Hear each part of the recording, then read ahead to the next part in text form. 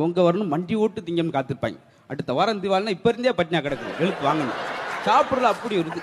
அது மதுரை உசிலம்பட்டி போலாம் பார்த்தோம்னா ஒரு பெரிய முழு இலையை வச்சு இட்லியை கரண்டிலாம் எடுத்து வைக்க கிடையாது, அப்படி சட்டியோட கவுப்பாங்க. ஒரு ஆளுக்கு 65 இட்லியை வச்சுட்டாங்க. அந்த ஆளுக்கு வந்துச்சு ஒரு கோவம், உங்கள் வீட்டு கோவம் எங்கள் வீட்டுக்கு கிடையாது.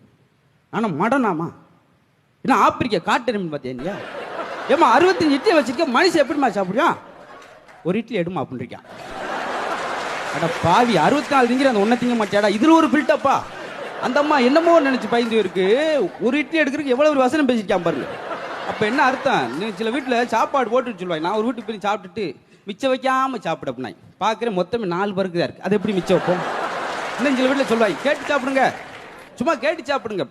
என்ன அர்த்தம்னா அடுத்தவனுக்கு இருக்கான்னு கேட்டு சாப்பிடு, நீயா திண்டு புறாரா பூராத்தி அப்படின்றது. கணவர் சாப்பிட்ட தட்டில் பெண்கள் சாப்பிடுவாங்க.